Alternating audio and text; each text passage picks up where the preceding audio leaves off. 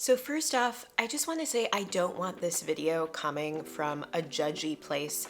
I know the topic inherently sounds a little judgy, but I do think that every rule can be broken, that you got to stay true to your own preferences and tastes, and that nobody has a monopoly on the truth. Like, you got to go with what feels right in your home, and ultimately you got to follow your own inner compass. But I thought it would be fun to share a number of things that I've either eliminated from my home or avoided to try to reduce how tacky my home can feel at times. And by tacky, I at least mean those things that are just there that feel like they're there for no reason and tend to feel inauthentic, at least to me. I also think part of the point of this video is to almost get you thinking about your own preferences. What are you drawn to? What turns you off? Because sometimes when I watch videos like this, I'll agree with the person who's talking or disagree and think, wow, you're totally wrong about that. So maybe this can also help you figure out your own tastes and help you consider what you want more or less of in your own home. So today I want to share 10 things that, in my opinion, can make your home look tacky.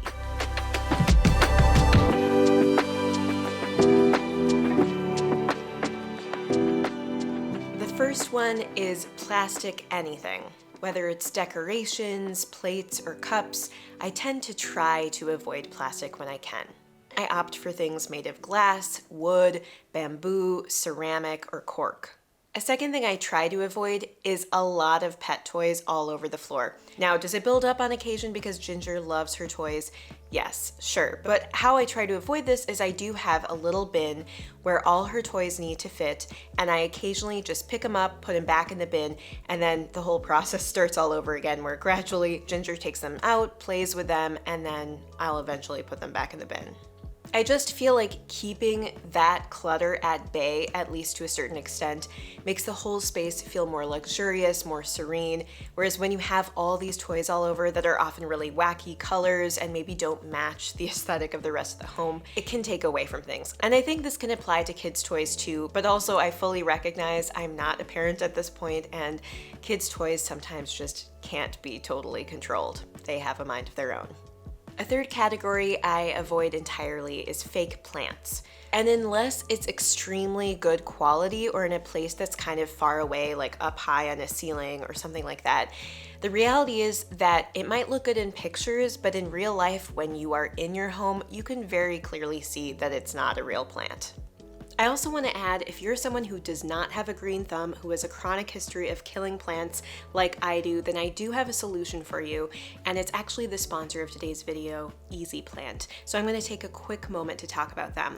Basically, Easy Plant offers this innovative self-watering system where there's this reservoir at the bottom of the base of the plant that self-waters the plant, so you only need to water it once a month. I seriously had such a long history of killing plant after plant, or being worried about what would happen when I'd go on vacation away from the house, having to get someone over to my place to water the plants. Easy Plant solves all that. They also have a variety of plants and pots so you can get the exact look that you want. And they also give you options for low light plants and pet-friendly plants. Plus, they have a 90-day guarantee and free online plant expert support.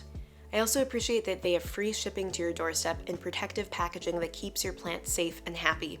And now that I have them, they're so low maintenance. Anyway, if you're interested in Easy Plant, be sure to check out the link in my description box below. Using that link, you can get 10% off for a limited time, so check it out. A fourth one is an uncomfortable couch. I just feel like there's nothing less appealing than seeing a couch, being excited to sit down and relax in it, and then sinking into it and being like, this is rock hard, or it's too squishy and I can't actually get the support to my back that I need, as opposed to when you sit down and you like sink into it, but it's supportive and it feels good. Like, that makes such a difference in your experience of the space, just the comfort level. And that again is something that like maybe doesn't come across in a picture on Instagram or something, but does matter when you are in your own space or when you have guests in your space. Having that comfortable atmosphere makes such a difference for people being emotionally comfortable, willing to have fun, willing to relax. Like, I just think the comfort level of your main piece of furniture makes such a difference in the overall energy of the space. And so even I feel like if you're choosing between something that looks aesthetically beautiful versus something that's more comfortable, I might even err on the side of being more comfortable, because ultimately that will feel more luxurious to you. Another thing that can feel tacky is mismatching styles. And again, this is a rule that can probably be broken. Sometimes you might be strategically eclectic with different styles, but if it's not strategic, if it's not part of your aesthetic to be eclectic, if you're mismatching styles together, it can feel really off and make the whole space feel confused, disjointed, and tacky. I think picking a feel or a theme and sticking with it can make the whole place feel more authentic, more real to who you are and what you want to be kind of expressing or making people feel in the space, making yourself feel in the space. And that will feel so much more appealing than being confused about what the space is. Basically, to me, I feel like a room can evoke a feeling. It can evoke a feeling of serenity if it's kind of calm and subdued, or it can be a place that's really comfy and cozy, like kind of a cabin, warm place around a fire with a bunch of like cabin-y prints. Or it can feel luxurious with really high-end furniture, or at least high-end looking furniture. But if you don't pick a look, then you don't get that almost like artful experience of entering a space and knowing you're entering a space. Does that make sense? And I think this affects you even if you're in the space all the time. I personally look around my home all the time and I just think I'm really grateful to have this serene, pleasant space to be in. And I think I didn't used to feel that way when I was younger and didn't put a lot of thought into it. Another thing that can look tacky is matching colors in a room too perfectly.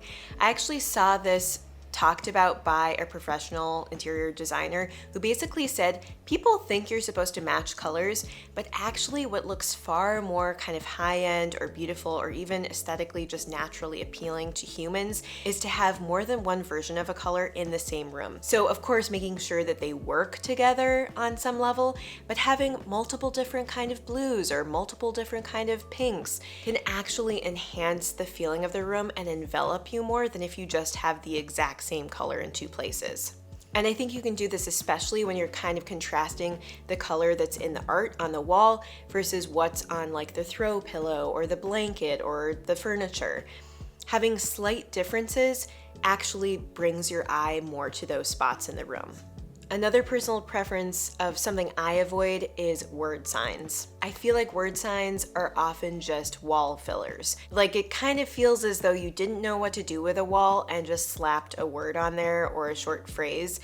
And quite often the phrase isn't that meaningful to the person. It's just like something they found at Target or Hobby Lobby and threw it up there. And I actually think on some level they can add some subliminal distraction to being in the moment. Like if your brain is automatically reading something on the wall, it's not just being in the moment. It's like more chaos and more for your brain to be digesting. And I think that's especially true when your guests first come in the space. It's like they automatically can't help but read the sign in the wall. And what's interesting is quite often when you've had that sign in the wall for a while, you forget to notice it or you don't read it every time, at least on a conscious level. Whereas probably your guests, when they first come in, read your signs on a conscious level and kind of wonder, what is the meaning of this word to this person? And is this really important to them? And it can even be kind of distracting. So I personally avoid word signs altogether.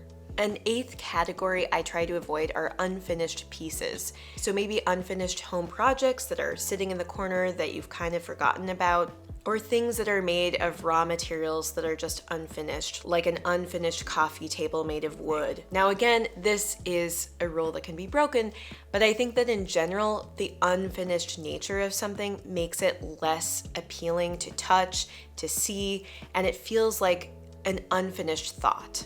A ninth one is really important to me, and that is storage that is visually apparent, that allows you to see clutter in your space.